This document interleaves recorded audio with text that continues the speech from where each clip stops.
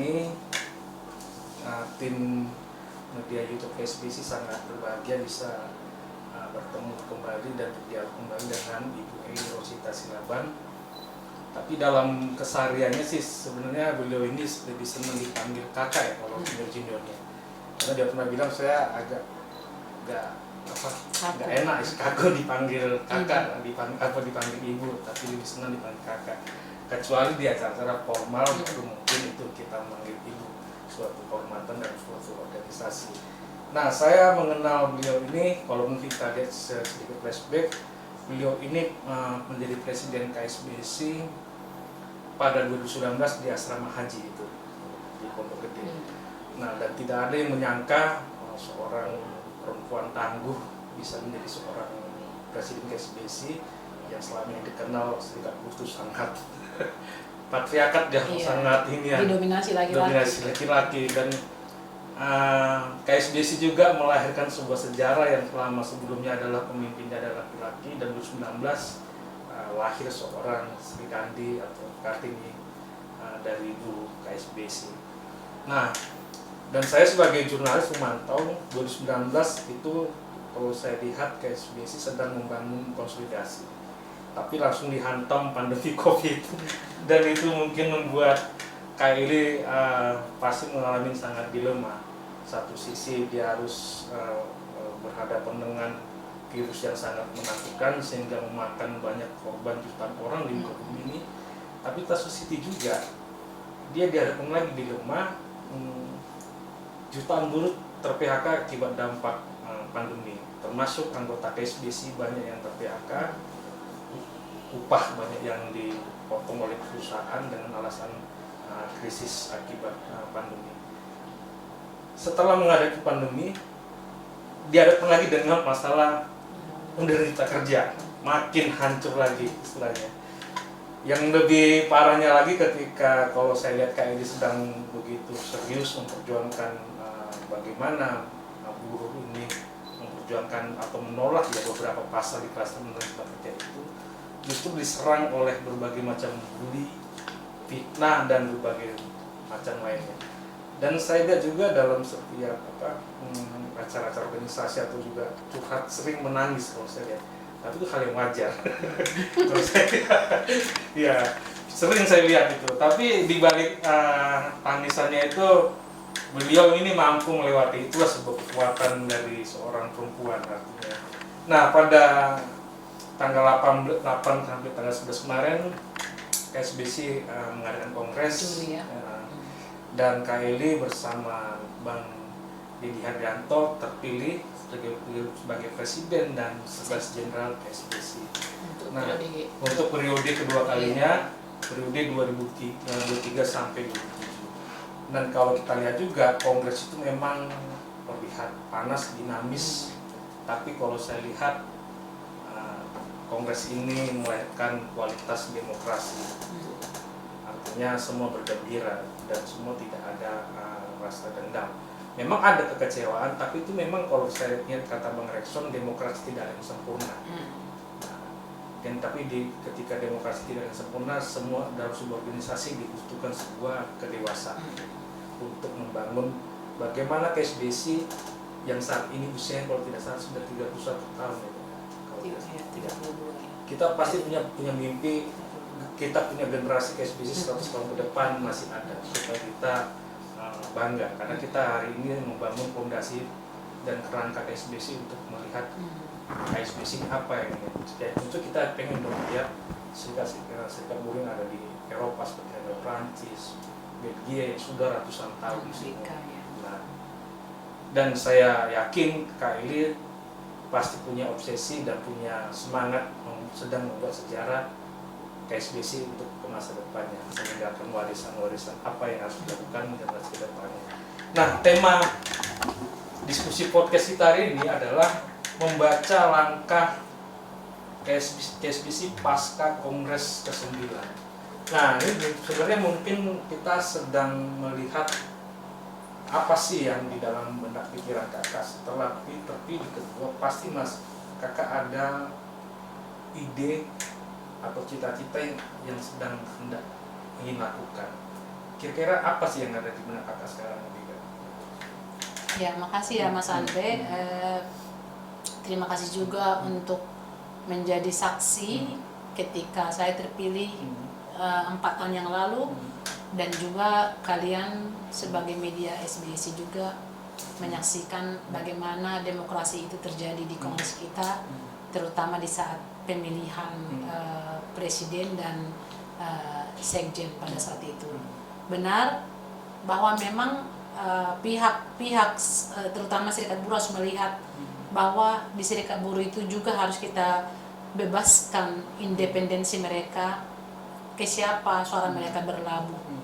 Jadi kita itu kan bukan pemimpin yang arogan yang memaksakan bahwa semua federasi itu harus kita paksa tunduk untuk memilih kita. Saya tidak melihat di situ, dan itu uniknya KSBC dibanding yang lain. Walaupun memang di hari-hari itu manusiawi ya, ketika saya merasa dak-dikduk antara bersedia menerima kekalahan atau merasa optimis. Itu kan 2 hal yang saya miliki pada saat itu.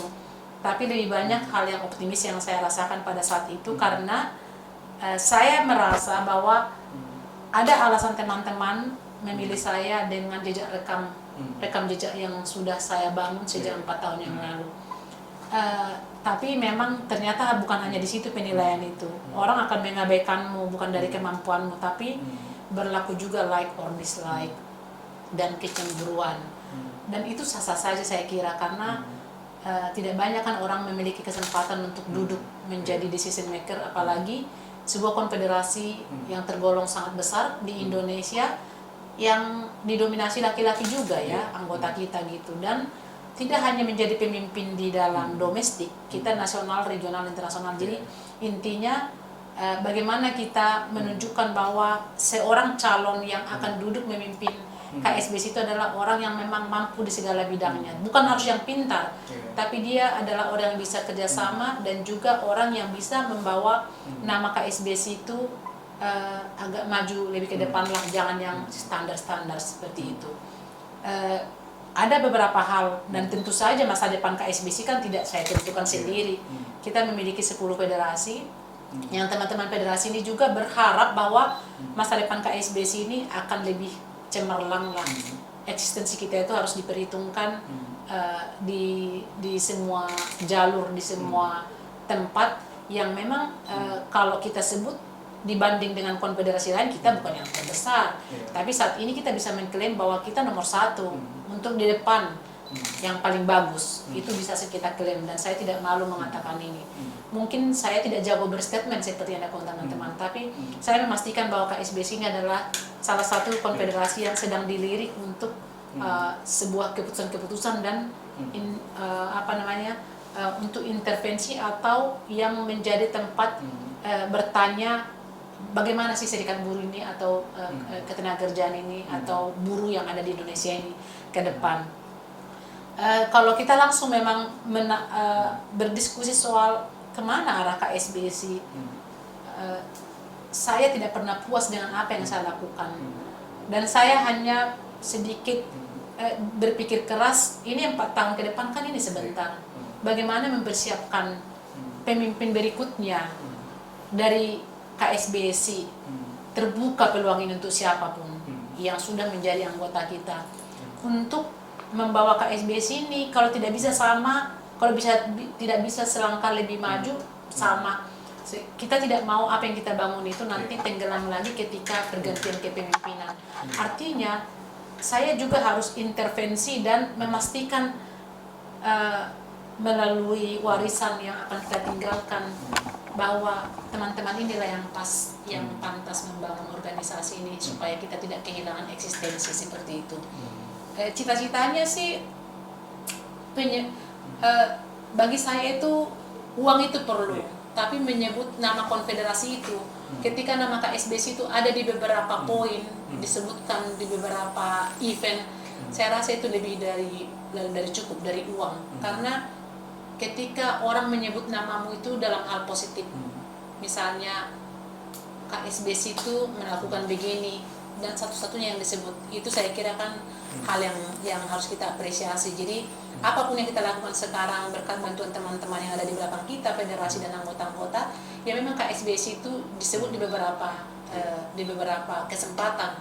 Bahkan misalnya ada beberapa tokoh internasional atau universitas internasional yang sedang melirik mau melakukan praktek atau pemagangan di KSBC, dan itu sudah terjadi gitu.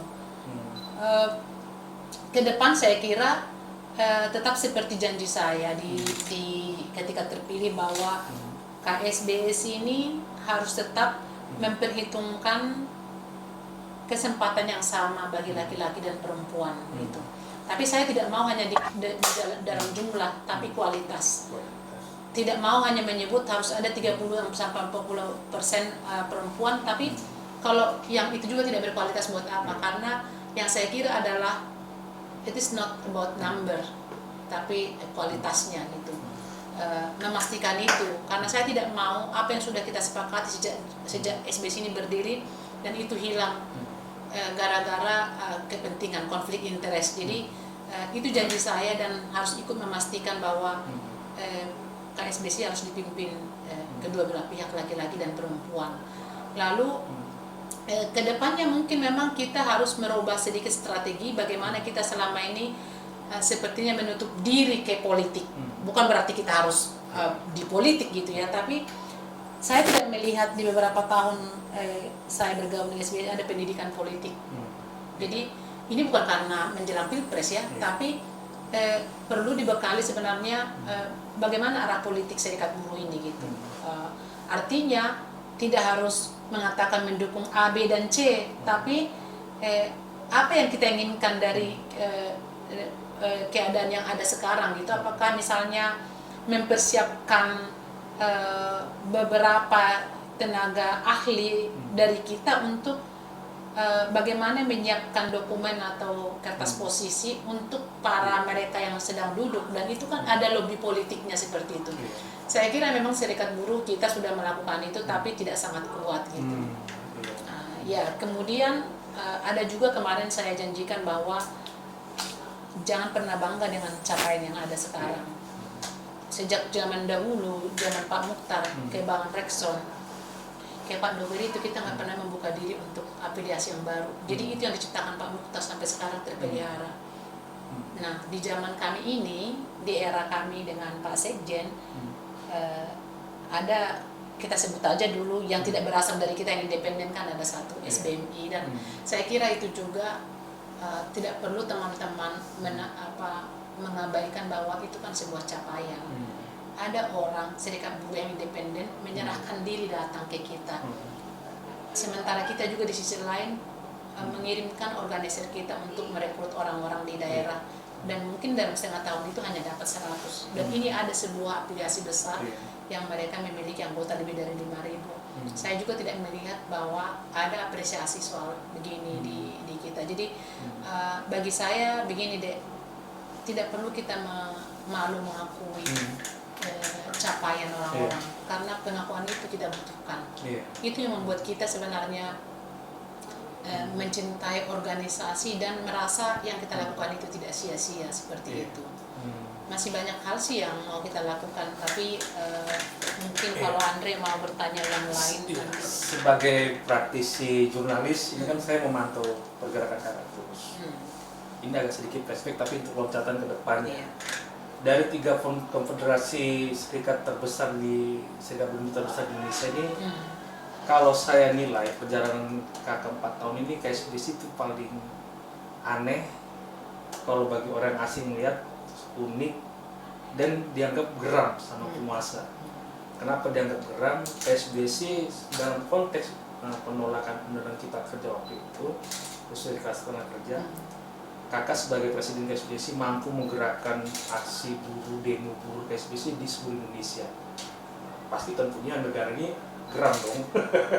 Tapi di satu sisi, seorang presiden KSBC mampu duduk bersama, dan pemerintah pun ternyata butuh KSBC untuk bagaimana mencari solusi atau merumuskan problem-problem masalah perburuhan. Artinya kan ini agak ciri khas, tidak seperti serikat yang lain kalau saya lihat. Nah, kalau saya lihat ini kakak unggul dalam sebuah seni diplomasi. Artinya kalau ada sebuah pepatah, lawan itu adalah teman terbaik. Nah, menurut kakak, ketika posisi kakak sekarang ini sebagai presiden KSBC sudah memiliki posisi tawar yang mungkin kita lihat sudah cukup bagus ya di hadapan beberapa kementerian termasuk pemerintah pusat, apakah ini menjadi ciri khas kelanjutan untuk kedepannya? Iya, ada memang ini dari mata saya memandang sebagai pemimpin buruh ya. Saya tidak setuju dengan teman-teman yang memblok pertemuan dengan pemerintah dan asosiasi pengusaha, karena saya kira bagaimana bisa kita menyampaikan keluhan atas nama serikat buruh kalau kita tidak ada kolaborasi dengan mereka gitu. Jadi seninya adalah di satu sisi kita bisa berseberangan, tapi di banyak sisi kita harus memang berkolaborasi dengan para pemangku kepentingan, apalagi mereka yang memang tanpa mereka tidak ada yang bisa berubah gitu loh. Jadi kalau serikat buruh, sebut apa sih KSBC ini bisa merubah keadaan? Kan tidak mungkin. Kita juga melihat beberapa konfederasi sekarang yang memang cenderung hanya melakukan aksi dan tidak ada aksi yang konkret misalnya yang akan dicapai dari aksi-aksi yang kita sampaikan. Dan kulihat juga tipikal KSBC bukan jago di statement, dan itu orang melihat kita lemah, seolah-olah kita ini dekat ke pemerintah, dekat pengusaha. Tapi saya kira di belahan dunia manapun, selama serikat buruh itu benar-benar tidak memberikan ruang untuk melakukan dialog dengan pemerintah, tidak akan ada yang berubah. Semua hal dilakukan dengan kerjasama dan kolaborasi. Kalau kamu ingin didengar, bagaimana kamu menyampaikan itu kalau kamu juga memblok, tidak boleh bertemu atau duduk dengan pemerintah dan pengusaha? Itu yang harus memang pendidikan bagaimana melakukan dialog sosial dengan pemangku kepentingan itu masih kurang di serikat buruh. Jangan dikira kalau saya duduk dengan para menteri atau pernah berfoto dengan presiden tiba-tiba kita jadi tidak menentang undang-undang yang tidak pro. Tidak, bukan di situ esensinya ya. Jadi teman-teman buruh di luar sana, jangan kamu pernah melihat bahwa ciri khas orang yang aktivis sejati itu adalah tidak pernah berbicara dengan pemerintah. Itu nonsen, itu tidak akan ada yang bisa kamu rubah selama kamu mencoba mencari permusuhan. Jadi itu harus dilihat. Lalu kedua, memang pemimpin itu kan masing-masing punya tipikal gitu. Misalnya ada teman kita yang memang jago di statement dan tidak bisa berdialog. Ada juga dia misalnya pimpinan serikat buruh tapi dia juga dekat sama pemerintah. Nah, memang ada beberapa yang saya soroti. Kita ini kan dibilang dekat dengan pemerintah, tidak dibilang jauh tidak. Tapi kan kita tidak, kalau kita dekat ke pemerintah, mungkin saya udah punya jabatan atau apalah seperti zaman-zaman sebelumnya kan. Tapi kita sekarang menjaga itu gitu. Cuma memang kita melihat pemerintah ketika kita melakukan kritik kepada mereka, mereka menganggap bahwa kita itu memusuhi mereka gitu. Itu juga tidak bagus itu. Jadi kedua belah pihak jadinya melakukan seperti itu. Misalnya sampailah dengan undang-undang yang kita hadapi sekarang gitu. Sampai kalau masalah isu itu sampai ke internasional, artinya karena ruang dialog tidak dibuka oleh pemerintah untuk melakukan komunikasi itu gitu. Barangkali setelah saya nanti berganti, pemimpin selanjutnya bisa jadi stylenya berbeda ya. Kita tidak tahu, tapi saya hanya mencoba belajar, learning by doing sebenarnya. Jadi belajar sambil melakukan, bahwa ada hal-hal yang kamu rubah ketika kamu sudah menjadi pemimpin. Dari sikap, dari cara bicara, dari caramu memandang persoalan dari berbagai sisi, dan bagaimana kamu mendengar orang lain supaya kamu bisa didengar gitu. Kalau saya bilang sekarang tidak ada kok yang sangat bagus dicapai serikat buruh sejauh ini. Saya berani mengatakan itu. Kita sudah menjadi saksi hidup. Apa yang dihasilkan serikat buruh dengan semua hal yang tidak ada persatuannya juga, yang mengklaim bahwa kami terhebat seperti itu. Jadi di situ konsentrasi saya, apakah suatu saat bahwa gerakan serikat buruh ini nanti walaupun berbagai macam konfederasi, tapi ada corong satu yang bisa menyampaikan keluh kesah dan bisa mempengaruhi kebijakan di pemerintah atas nama buruh. Tahun 2002 ya, kalau saya lihat ada dua prestasi yang sangat terlihat. 2022. Nah, itu pemerintah memberikan mandat kepada KSBC sebagai tuan rumah Labor 20. Ketuanya itu di dalam agenda G20. Itu kan prestasi yang tidak bisa didapatkan semua orang. Dan tidak lama kemudian kakak juga mendapatkan jabatan wakil presiden ITUC untuk wilayah Asia Tenggara. Nah, ini kan sudah pencapaian yang sudah sangat terlihat, dan setiap ada acara organisasi di PSBC ada, kalau saya lihat jaringan-jaringan mitra internasional kita menganggap dan memantau melihat 4 tahun ini PSBC sangat dinamis gerakannya, artinya mampu mengkampanyekan isu internasional dan isu nasional dan sampai isu lokal. Nah, tentunya kakak pasti ada cita-cita lagi ya. Apakah ini ada isu-isunya tertarik dengan body governing itu ke depannya? Iya. Jadi satu hal sebenarnya mengenai keketuaan buruh ya, atau chair Labor 20 pas governing body pas G20 presidensi Indonesia. Pemerintah itu kan sudah mulai mengundang kita untuk ikut rapat-rapat sejak G20 Arab Saudi sama G20 Italia lalu ke Indonesia. Jadi ada yang disebut Troika. Itu Troika adalah 3 negara pelaksana yang sedang melaksanakan dan ke depan gitu. Jadi dari Italia itu kita udah terlibat betul. Dan ketika KSBC ditunjuk sebagai ketua, itu sebenarnya kalau kita mau jujur mengakui adalah pengakuan pemerintah bahwa KSBC ini bisa melakukan diplomasi antar negara, antar serikat buruh di negara industri kaya dan berkembang seluruh dunia. Kenapa tidak dipilih yang lain misalnya? Artinya mereka ini melewati penyaringan-penyaringan siapa yang bisa melakukan negosiasi atau diplomasi di nasional ini dan mereka bisa masuk ke internasional. Saya kira itu pilihan yang tidak mudah bagi pemerintah, dan mereka kan harus mencapai satu konsensus bahwa udah kepastiannya inilah serikat buruh KSBC lah yang harus maju sini.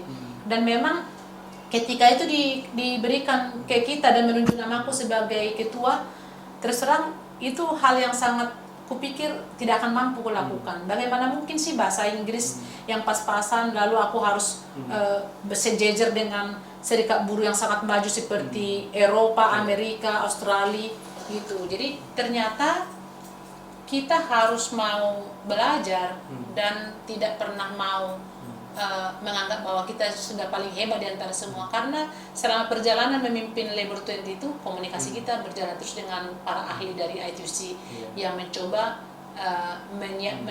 selalu menyediakan hal-hal yang akan kita lakukan.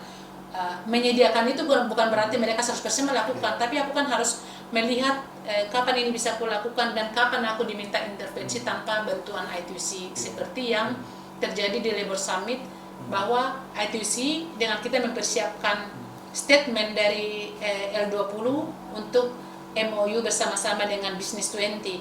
Tapi ketika semua sudah berbicara, lalu mereka minta lagi aku akan merespon lagi pertanyaan-pertanyaan dari Labor 20 dari negara-negara lain. Itu aku nggak dibantu sama sekali dengan bahasa Inggris. Jadi kita harus berhadapan di depan Business 20 dari 20 negara, Labor 20 dan pemerintah Indonesia harus merespon apa pendapat dari Spanyol, dari International Employer Organization itu kan bertanya, dan Elis lah akan merespon. Dan saya maju dengan tangan kosong, tapi yang kutangkap ini harus kurespon tanpa mengarang-arang keadaan, tapi ku respon. Nah, aku kira itu juga bagiku hari itu sudahlah, ini capaian KSBC. Tapi ternyata partner kita di internasional melihat itu sebuah capaian yang sangat wah, sampai mereka yang menjadi partner internasional itu bahagia, bangga memiliki kita menjadi mitranya di Indonesia, karena mereka pikir pemerintah itu mengakui kehebatan KSBC untuk melakukan negosiasi, lobby dan diplomasi antar negara tentang hak-hak buruh atau isu-isu buruh yang kita kemarin itu kita angkat seperti digital platform sama jaminan sosial dan just transisi. Jadi saya kira itu, dan terbukti pengakuan-pengakuan itu kemarin ketika di Kongres mayoritas teman-teman kita internasional kan mengatakan itu. Nah, tadi kamu tanya soal tertantangkah? Benar. Kadang-kadang aku melihat maaf ya, misalnya seharusnya ini terjadi beberapa tahun yang lalu gitu, supaya aku lebih banyak lagi yang akan ku capai. Ternyata aku harus menyadari bahwa ya itulah the right time for me, misalnya itu adalah waktu yang tepat bagiku untuk duduk menjadi presiden di usia itu 49. Dan memang salah satu hal yang ingin ku capai selama menjadi governing body itu. Itu kenapa? Itu bukan cita-citaku, bukan misalnya kalau presiden KSBC otomatis itu tidak. Tapi ada juga pengakuan dari partner internasional, bersediakah? Artinya mereka sudah melihat bahwa kalau aku menilai diriku tidak mampu, ternyata mereka menilai mampu gitu. Nah, kita lihat. Nah, tapi kalaupun misalnya in case nanti kita tidak bisa mendapatkan itu, saya hanya ingin dikenang sebagai pemimpin buruh yang sudah berhasil menduduki posisi ini 2 periode, dan saya melihat kesulitan berikutnya untuk menempatkan perempuan di KSBC sepanjang karena saya kira ada hal-hal yang harus dirubah teman-teman. Jadi tidak cukup hanya kepintaran itu deh, tidak cukup. Attitude kamu juga harus diperhitungkan. Saya selalu bilang siapkan tiket itu adalah minimalisir permasalahan-permasalahan konflik internal dengan teman-temanmu. Abaikan sedikit halaulah soal ketidaksetiaan atau misalnya melenceng dari organisasi. Bagaimana juga kamu selama kamu belum terpimpin itu teamworkmu itu jalan. Jadi kan yang membuat aku berhasil itu adalah orang, bukan aku sendiri. Dan penilaian orang itu dari berbagai hal. Bagaimana kesetiaanku ke organisasi, bagaimana aku tanggung jawabku bekerja sama dengan orang lain, bagaimana aku bisa meminimalisir kebencian orang atau konflik ketidaksukaan orang sama aku, karena itulah tiket. Nah, kalau udah terlalu banyak yang membencimu, sampai kapanpun kamu tidak akan bisa menjadi pemimpin. Jadi tiket itu harus disediakan sebelum kamu menjadi pemimpin. Gitu.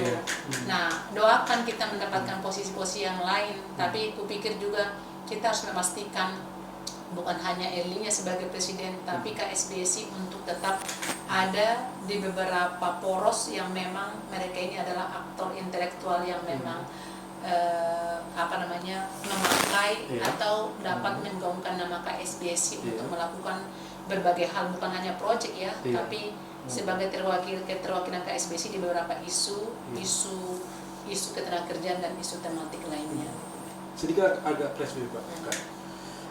Apa benar Kak Kongres KSBC yang terakhir kemarin itu baru kali ini presiden ITUC selama itu kita tahu adalah Konfederasi Serikat Buruh Internasional terbesar di Indonesia yang memiliki 200 juta lebih anggota di dunia, dan kita adalah bagian dari afiliasi mereka. Apakah itu benar? Baru pertama kali presiden ITUC itu hadir di Kongres KSBC. Sejak yang ku tahu, saya itu hanya 2 tahun missing dari setelah SBC ini dibangun ya, didirikan tahun 92, aku 94 sudah masuk, anggaplah 2,5 tahun gitu.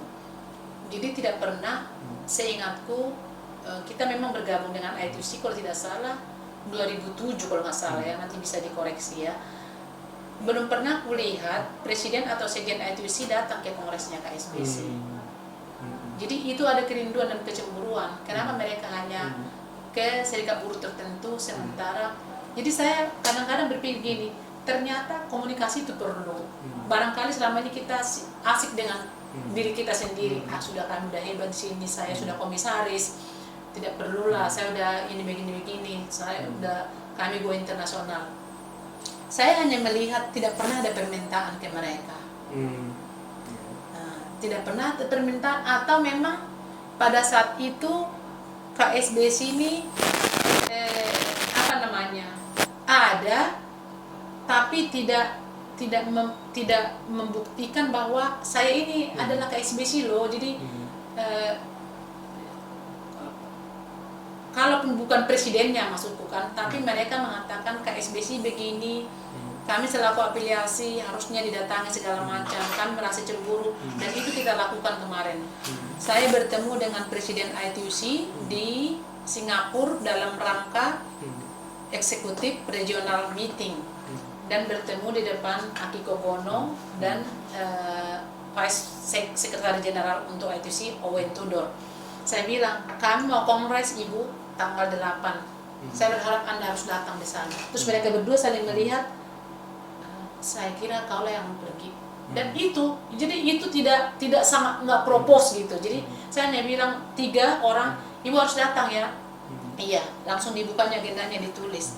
Dan saya kira teknik komunikasi ya. Jadi kita perlu aku itu bukan memaksa, tapi sebagai teman aku minta datanglah, pasti bahagia orang-orang melihatmu. Sebenarnya itu jualan ya. Orang-orang pun belum tentu peduli dengan sekjen atau presiden ITUC.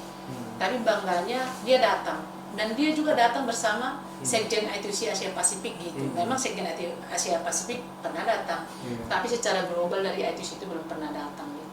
Saya juga nggak tahu apakah karena saya perempuan dan dia perempuan, lalu ada pendekatan yang tidak kita atur gitu kan. Tapi saya banggalah seorang presiden ITUC itu bisa tinggal dari tanggal 5, 6, 7, 8 loh. 4 hari itu sangat jarang dilakukan, dan dia happy. Dan pertama kalinya untuk pengakuan dia, pernah dia nyanyi di panggung. Itu di solidarity dinner sama mereka gitu. Jadi aku kira ke depan juga komunikasi seperti ini kan bisa dibangun. Lalu misalnya ada hal, misalnya bulan November ini kan akan kongres ITUC Asia Pasifik. Lalu kemungkinan besar Pak Soya Yoshide ini akan running lagi untuk itu. Dibilang, Eli, kami masih mau Brother Soya ini mau menjadi sekjen ITUC, apakah Anda mendukungnya? Saya barter. Jadi itu the style of the leadership ya. Boleh, siapa lagi yang nanti kamu dari situ? Tapi ada permintaanku 2. Saya minta dari KSBC masuk di Women Komite dan 1 untuk youth. Oh, kirimkan saja. Jadi maksudnya ada take and give lah gitu kan. Dan saya bisikkan pada saat itu, kamu sudah pernah bilang loh, karena hari itu aku udah mau masuk governing body tahun 2021, tapi kamu bilang not now sister, izinkanlah dulu Iqbal. Dan saya mau itu.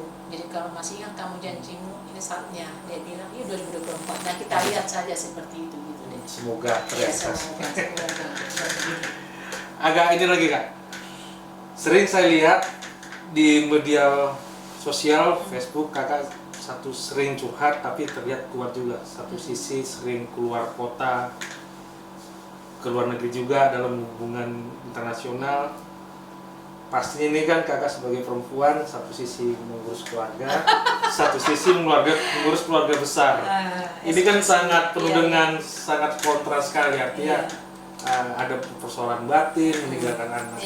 Bagaimana sih 4 tahun ini Kakak melewati masa-masa yang sulit ini, dan kedepannya pasti akan sama lagi dengan pas ini?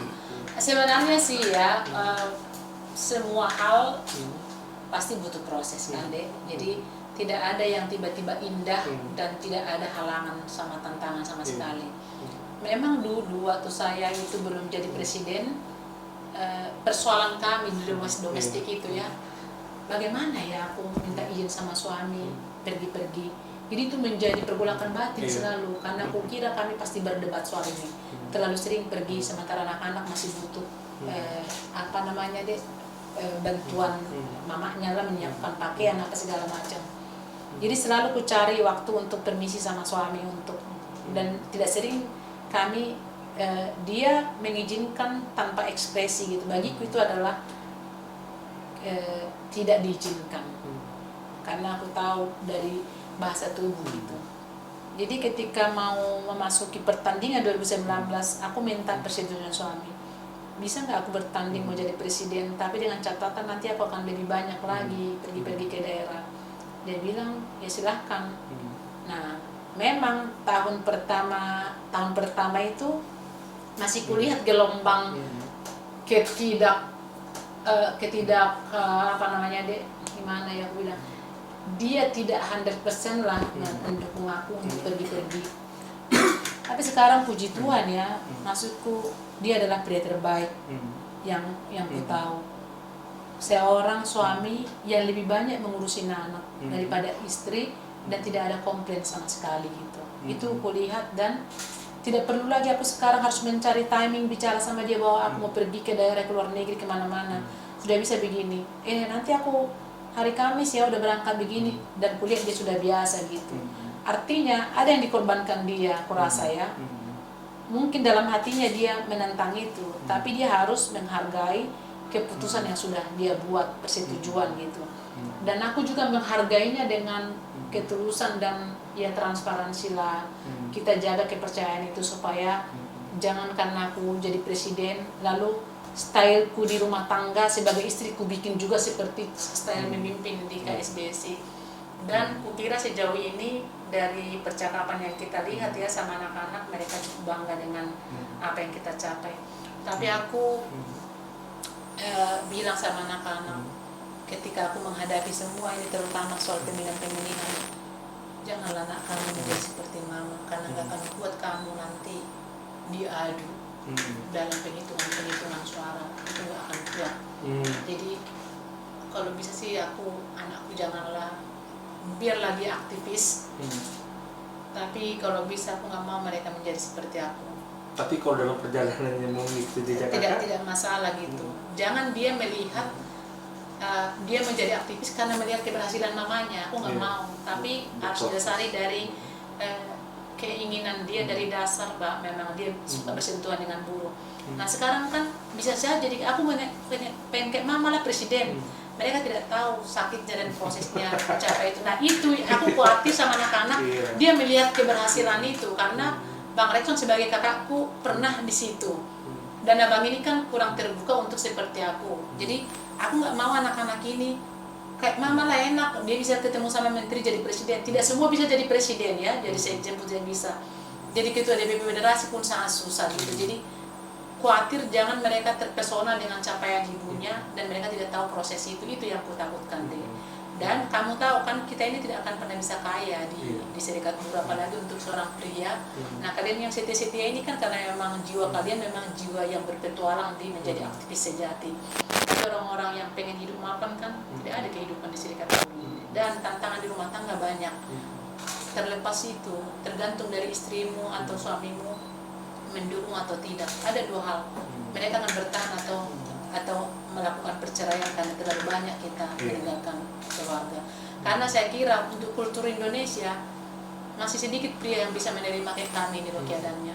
Dan aku sangat salut lah misalnya bagi suami-suami dimanapun, suami-suami temanku yang kuliah tidak bermasalah ketika istrinya lebih banyak tidur di luar daripada di rumah. Itu sangat luar biasa. Itu adalah pria yang dikirim Tuhan dari surga untuk menghadapi para perempuan-perempuan yang berkeliaran kemana-mana dan mereka tinggal di rumah seperti itu deh. Terkait masalah politik ini, mungkin tapi tidak kita mau bahas lebih lebar.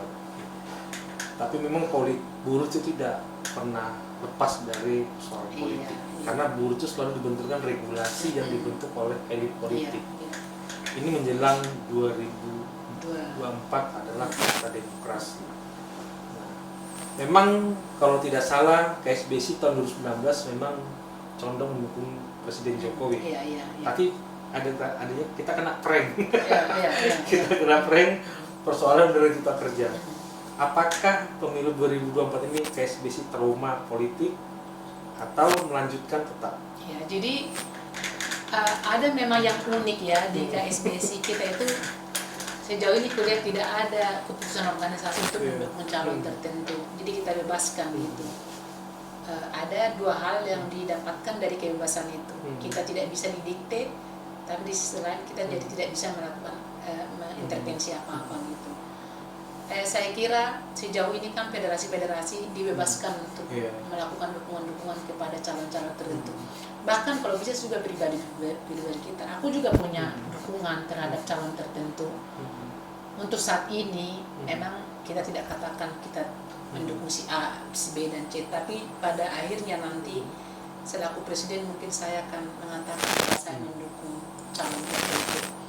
Kalau teman-teman merasa tersinggung dengan itu akan kuterima, karena selaku manusia aku kan punya idola juga gitu.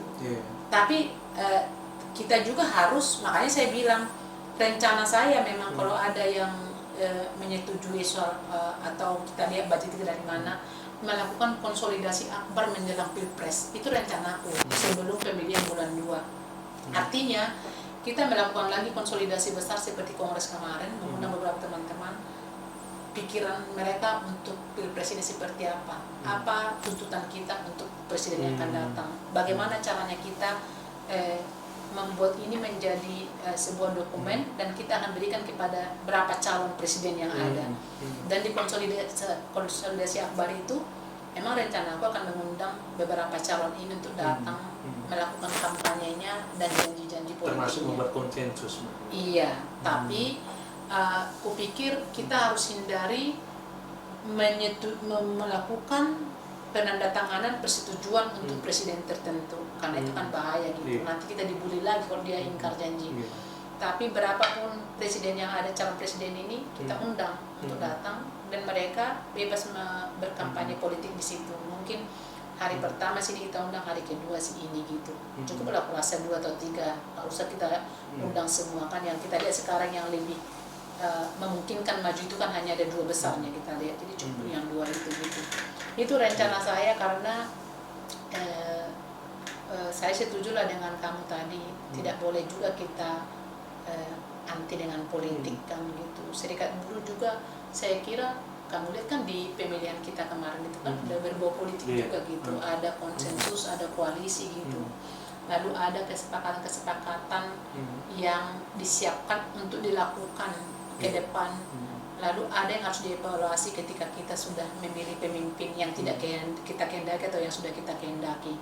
Lalu ada perombakan kabinet-kabinet, kan itu terjadi semua hal gitu.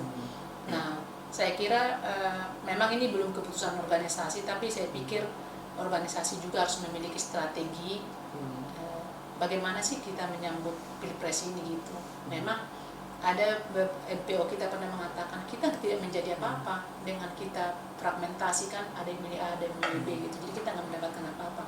Bukan berarti kita harus soal komisaris, bukan itu ya, tapi bargaining posisi kita itu tidak ada pada akhirnya. Kalau kita tidak menentukan sikap kita gitu, akhirnya orang melihat kita sudahlah, nggak perlu diperhitungkan itu ke SBC, nggak jelas tujuan mereka kemana gitu. Bagi saya sih ada hal-hal yang harus kita langgar kan, maksudnya wajar itu. Ya kita tidak bisa menyenangkan semua orang, karena orang lain misalnya anggota mengatakan maunya kita begini, sementara yang lain kakak harus begini gitu. Jadi yang mana yang mau kita ambil gitu. Jadi kita jadi ke orang bodoh, dari sana didukung, di sini tidak didukung gitu.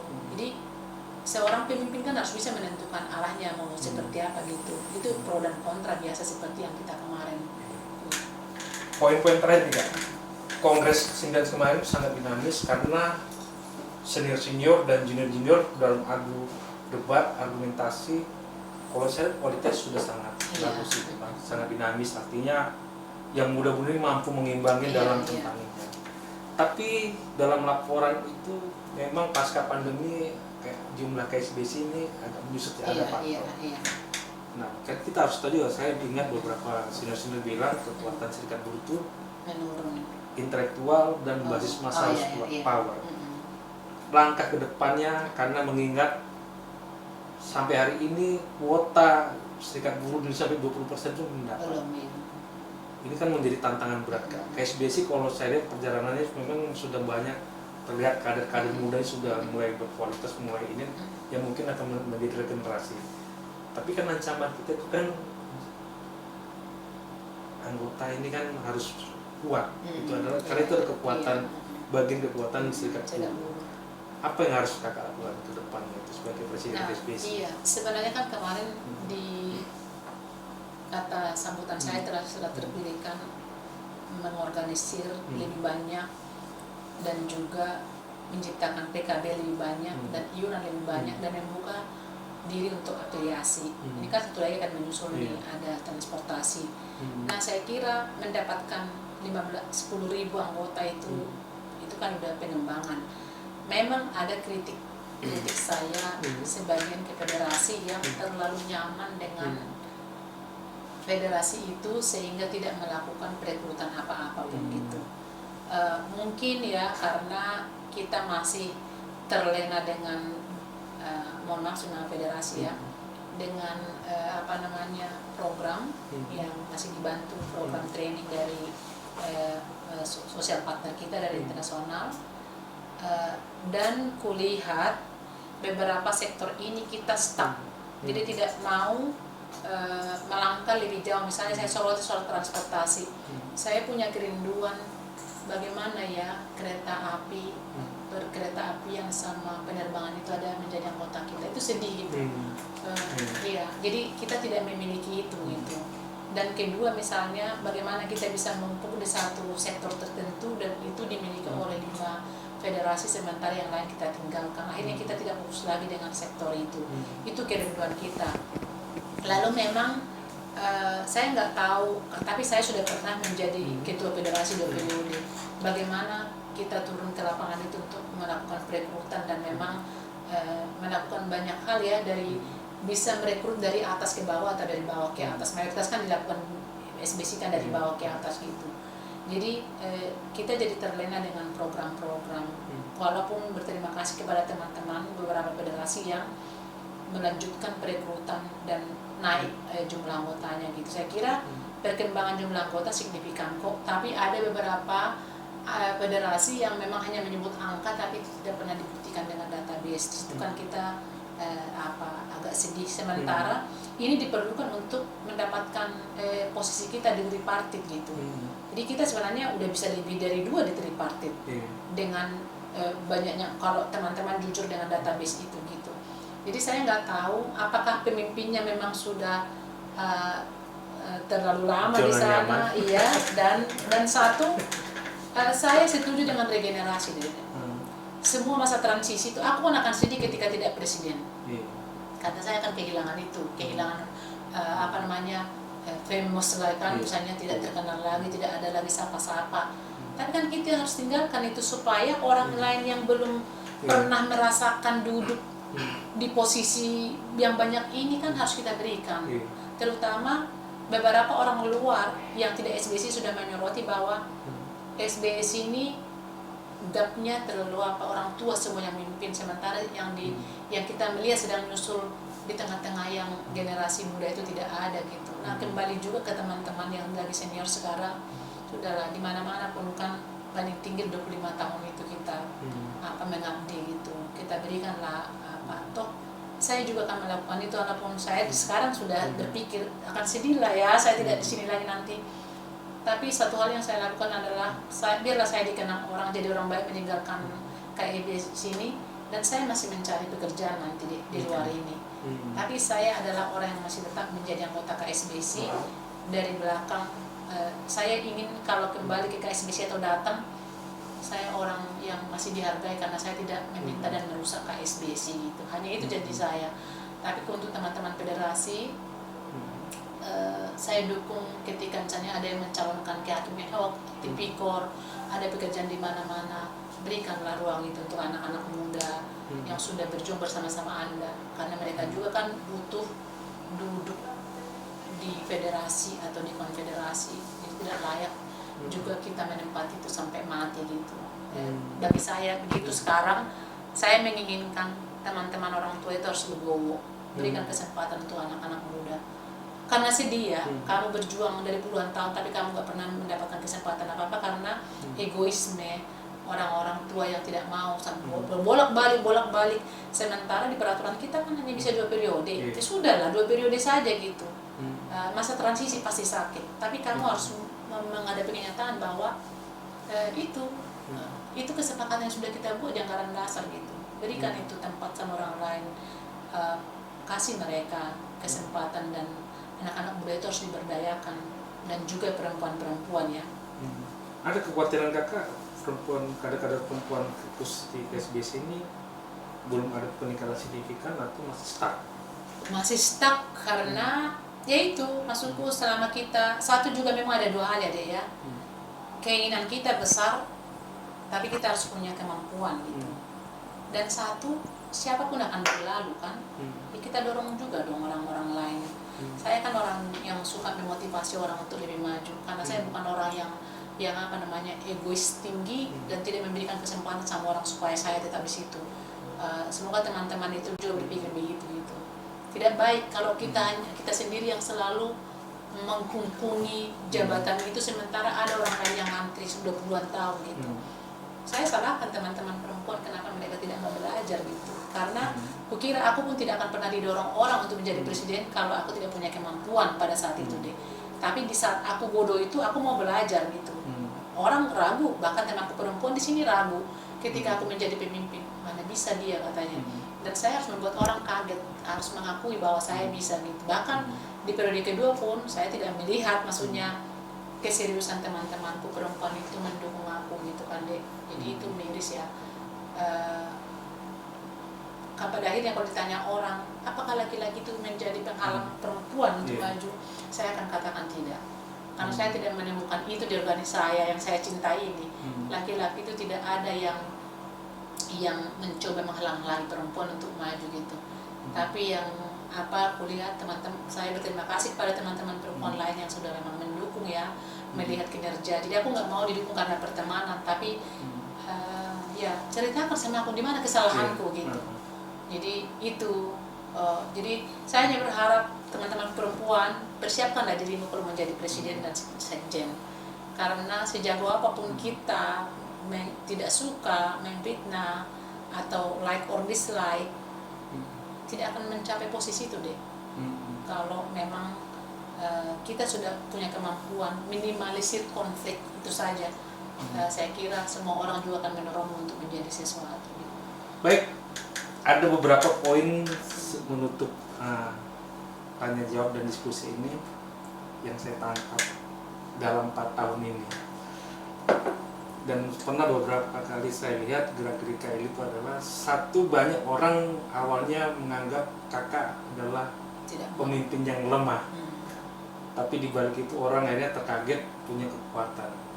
Terus beberapa kali saya lihat dengar, aduh dek saya nggak punya kemampuan politik, tapi di balik itu sebenarnya kakak ahli strategi politik sehingga membawa KSBC, membawa organisasi ini punya bargaining yang sangat berprestasi sekarang ini dan masih ada cita-cita. Tapi kalau saya lihat untuk menutup ini 4 tahun ke depannya kakak ingin punya ambisi, tapi tidak orientasi dengan ambisi kekuasaan, tapi bagaimana mewariskan ambisi kebaikan untuk generasi ke depan.